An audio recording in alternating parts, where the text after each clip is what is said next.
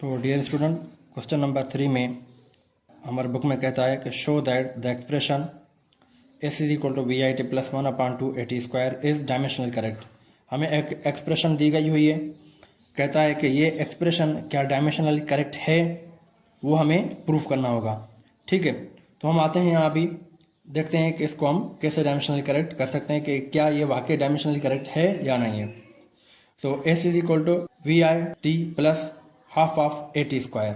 ठीक है बेटा, जैसा कि हमें पता है कि एस क्या है, एक एस हमारे पास डिस्टेंस है, डिस्टेंस का जो डायमेंशन होता है वो होता है एल। उसके बाद वेलोसिटी का जो डायमेंशन होता है वो होता है एल अपन टी, और टी का टाइम का डायमेंशन भी हमारे पास टी होता है प्लस, और जो भी हमारे पास नंबर होता है बेटा, आप लोगों को पता होगा कि नंबर का कोई डायमेंशन नहीं होता। जो भी न्यूमेरिकल होगा, जो भी नंबर होगा, टर्म होगा, उसका डायमेंशन नहीं होता है। नंबर का डायमेंशन मतलब नहीं होता।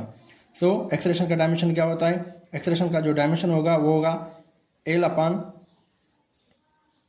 टी स्क्वायर, और उसके बाद टाइम का जो डायमेंशन होता है वो टाइम का डायमेंशन भी टी होता है। क्योंकि यहाँ स्क्वायर है तो हम इसको भी स्क्वायर दे देंगे। अब देखें कि यहाँ भी टी है, यहाँ भी टी है, और यहाँ टी स्क्वायर है, और यहाँ भी टी स्क्वायर है, तो ये सेम है, तो ये आपस में कैंसिल आउट हो जाएंगे। ठीक है, यहाँ अब क्या बचेगा?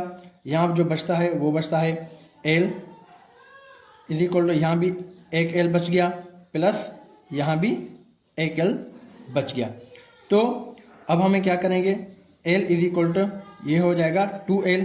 ठीक है, तो हमें जैसे कि पता है कि किसी भी नंबर का डायमेंशन नहीं होता, तो इसलिए हमें नंबर का डायमेंशन नहीं लिखना।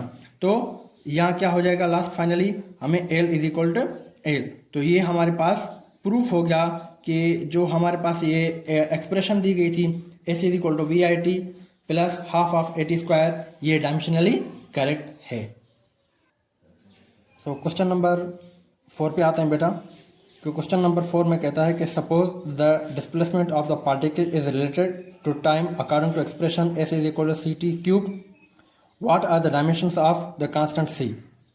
इसमें हमारे पास ये एक्सप्रेशन दी गई हुई है S is equal to C T cube. हमें कहता है कि इसमें इस कांस्टेंट जो टर्म है हमारे पास सी, इसका डायमेंशन क्या होगा। ठीक है बेटा, तो चलें सॉल्व करते हैं। जैसे कि हमें पता है कि डिस्टेंस का डायमेंशन क्या होता है बेटा? डायमेंशन ऑफ डिस्टेंस इज, अब डिस्टेंस का डायमेंशन क्या होता है? हमें पता है कि डिस्टेंस का डायमेंशन होता है एल। अब उसके बाद डायमेंशन ऑफ टाइम का डायमेंशन क्या होता है? उसका डायमेंशन होता है टी। और हमें गिवन एक्सप्रेशन क्या दी गई हुई है? अब गिवन एक्सप्रेशन हमारे पास क्या है? S is equal to C into T cube. अब हमें क्या है? हमें इस कांस्टेंट सी का जो है ना वो डायमेंशन निकालना है। अब हमें क्या करना होगा? इस सी को सब्जेक्ट बनाना होगा। इसको आगे लेकर आते हैं, इसको ऐसे लिख सकते हैं S C is equal to S divide by T cube. अब क्या होगा? देखें कि डिस्टेंस का डायमेंशन जैसे कि हमने ऊपर लिख दिया है कि डिस्टेंस का डायमेंशन क्या है हमारे पास? डिस्टेंस का डायमेंशन होता है एल, और टी क्या हमारे पास? टाइम है। तो टाइम यहाँ क्यूब दिया हुआ है, तो यहाँ भी हम क्यूब देंगे। या हम इसको ऐसे भी लिख सकते हैं कि एल टी माइनस क्यूब। ठीक है बेटा, तो ये आपकी जो एक्सप्रेशन हो गई, ये हमें सी का डायमेंशन मिल गया।